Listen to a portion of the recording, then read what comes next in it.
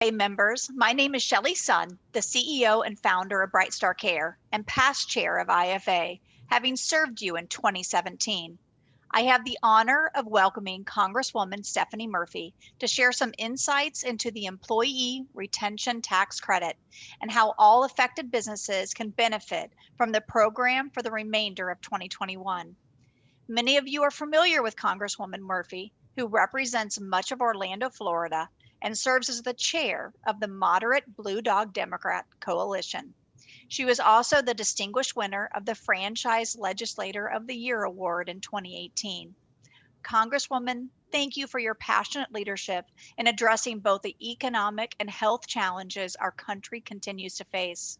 Can you tell us a little more about the creation of the Employee Retention Tax Credit and why you think this was the most important liquidity tool for businesses, and how has the program evolved over the last year? Well, first, thank you so much, Shelly. It's great to be with you and get a chance to talk to your members a bit about the Employee Retention Tax Credit. When the pandemic first started, I represent an area, Central Florida, and that was an area that I was really worried about the businesses and the workers in that area because we are so dependent on high-touch industries. And so I wanted to find a tool that could help businesses and workers. And so the idea was to use an existing but little known policy tool that Congress had previously used to help the economies of US states and territories that had been hurt by like natural disasters like hurricanes. And so ERTC had been used in the aftermath of Katrina, we know. And I really liked the idea of using something that had been done before because we knew it was proven. I liked the idea of using the existing infrastructure of the tax system that businesses are already familiar with to give them access to cash as quickly as possible. And the goal had always been to keep workers tethered to their jobs by providing employers a little extra resources to help them keep people on payroll rather than lay them off. And so I thought this was a good way to ensure that people would continue to receive a paycheck and stay and their employer-sponsored health insurance and other benefits. And so, as you mentioned, the original version passed as a part of the CARES Act in March of last year. It was bipartisan and bicameral. It had bipartisan and bicameral support. And I knew it was a good start, but that the credit needed to be stronger. And it took us the rest of the year, but eventually the COVID relief package that passed in December expanded the credit, and then we're about to vote on a bill that will extend the credit all the way to the end of 2021.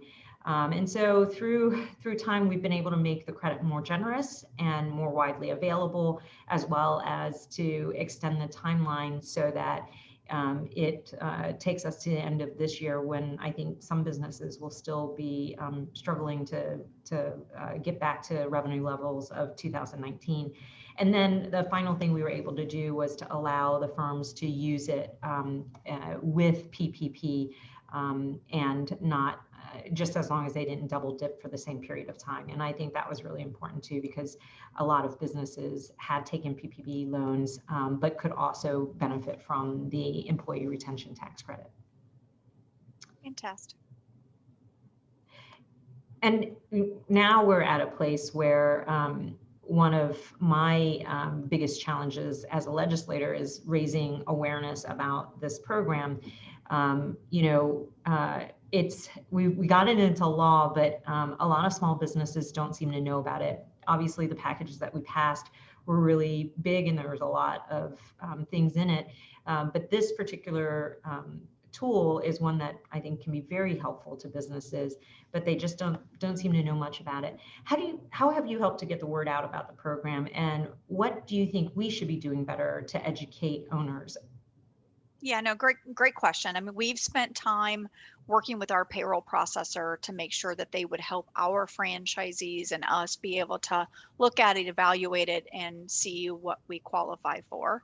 But that needs to be widespread. The practitioners and the payroll processing companies and accountants, need to be educated in helping their small businesses that they take care of, that they provide services for, be able to evaluate if they qualify, how to amend their 941s to be able to take advantage of the credit.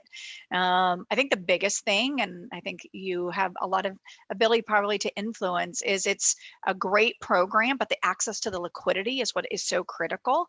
And right now, being dependent on amending 941s and kind of a paper process with the IRS, we're hearing up to 6 months to get that money back into the hands of business, then that therefore can get into the hands of employees. And so I think anything that can be done to speed up the access to money, I mean, I would say that it was within knowing someone who can get things done when she puts her mind to it. I mean, I think one of the great things would be if there was a consideration to take all that hasn't been applied to and be able to have small businesses apply on their current 941 in the current quarter cumulatively. It's not easy for the IRS, but it would immediately solve the issue that liquidity could be accessed immediately for all of those past quarters in 2020 and 2021 where it hadn't been, and now they'll remit less on their 941s. That means that money is in their business. They can start doing great things by their employees and make sure their businesses are sustainable. They can create jobs and continue to grow. That would be a major enhancement of the program, and I believe something that's possible. That's a great suggestion, and certainly one that we can reach out to the executive branch to see if we can't encourage them to do that, because certainly the intent of the law was to provide quick liquidity through an existing tax relationship between the IRS and the businesses. So let us take a look at it and see what we can do to ensure that in the implementation it meets the intent of Congress, which is to provide liquidity quickly. Fantastic. So I understand you were able to get an extension of the program into the American Rescue Plan, which will hopefully be signed into law this week. How is the program made better? Yes, so later today, I believe we'll be passing the American Rescue Plan, and it should be signed into law, as you said, later this week.